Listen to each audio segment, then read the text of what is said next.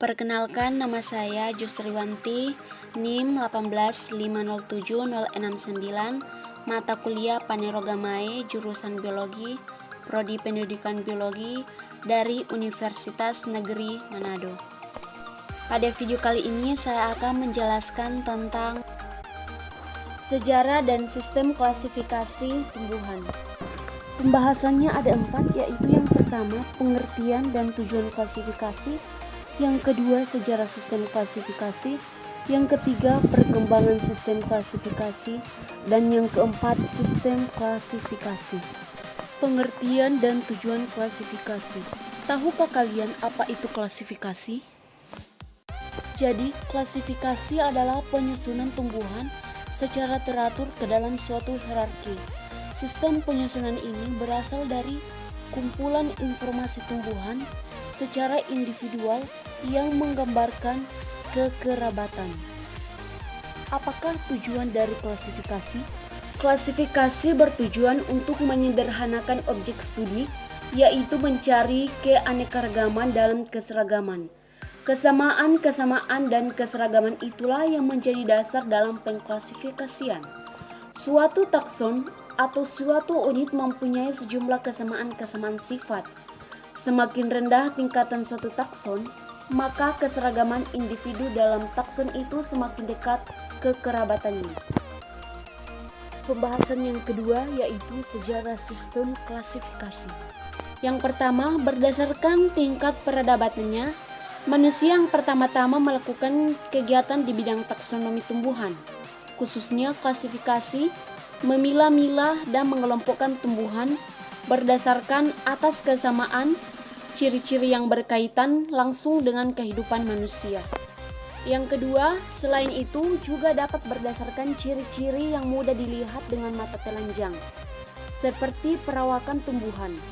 Berdasarkan perawakan tumbuhan atau habitus, tumbuhan dikelompokkan menjadi 4, yaitu pohon atau arbor yang tumbuh tinggi dan besar serta berumur panjang, perdu, semak, dan terna atau herba. Yang ketiga, karena teknologi yang lebih maju, manusia dapat mengamati bagian tumbuhan, misalnya ciri-ciri anatomi, kandungan zat-zat kimia, dan lain-lain. Dengan keterlibatan ilmu-ilmu lain dalam taksonomi tumbuhan, muncul sistem klasifikasi lain yang tidak hanya bertujuan menyederhanakan objek. Sistem klasifikasinya disebut sistem alam. Yang keempat, setelah lahirnya teori evolusi, muncul sistem filogenetik yang mencita-citakan tercerminnya jauh dekatnya hubungan kerabatan antara golongan tumbuhan yang satu dengan golongan tumbuhan yang lain, serta urutannya dalam sejarah perkembangan filogenetik tumbuhan. Pembahasan yang ketiga yaitu perkembangan sistem klasifikasi. Yang pertama, periode tertua. Sejarah awalnya dimulai dari periode tertua yang dimana terjadi pada masa prasejarah hingga abad keempat sebelum Masehi. Sejak awal kehidupan manusia bergantung pada bahan-bahan yang berasal dari tumbuhan. Manusia sejak dahulu telah melakukan kegiatan-kegiatan yang termasuk dalam lingkup taksonomi, seperti mengenali dan memilah-milah tumbuhan mana yang berguna baginya dan yang mana tidak, termasuk pemberian nama, sehingga apa yang ditemukan dapat dikomunikasikan kepada pihak lain.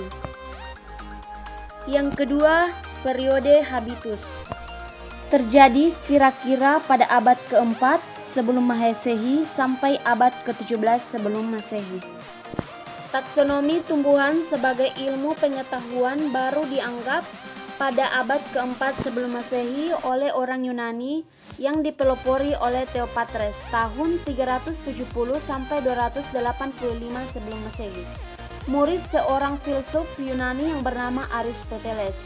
Sistem klasifikasi yang diusulkan bangsa Yunani dengan Theophatres sebagai pelopornya diikuti oleh kaum herbaris serta ahli botani, dan nama itu terus dipakai sampai selama lebih 10 abad. Yang ketiga, periode sistem numerik. terjadi pada permulaan abad ke-18 yang ditandai dengan sifat sistem yang murni artifisial yang sengaja dibuat sebagai sarana pembantu dalam identifikasi tumbuhan. Yang keempat yaitu periode sistem alam. Terjadi kurang lebih pada akhir abad ke-18 hingga pertengahan abad ke-19. Mulailah terjadi perubahan-perubahan yang revolusioner dalam pengklasifikasian tumbuhan. Sistem klasifikasi yang baru ini disebut sistem alam, dalam arti bahwa golongan-golongan yang terbentuk merupakan unit-unit yang wajar atau natural. Tokoh yang berperan pada periode ini adalah J.B. de Lamarck pada tahun 1744 sampai 1829 Masehi. Teorinya ini dikenal dengan nama Lamarckisme, yang menyatakan bahwa perubahan lingkungan dapat mengubah struktur organisme. Lamarck berhasil membuat kunci untuk mengidentifikasi tumbuh-tumbuhan dan merupakan perintis lahirnya teori evolusi. Yang kelima yaitu periode sistem filogenetik. Terjadi sekitar pertengahan abad ke-19 hingga sekarang.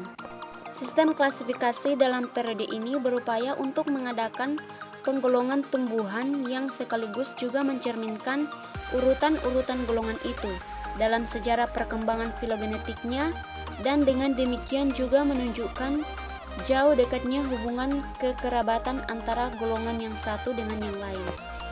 Nah, pembahasan yang terakhir adalah sistem klasifikasi. Yang pertama, sistem artifisial atau buatan.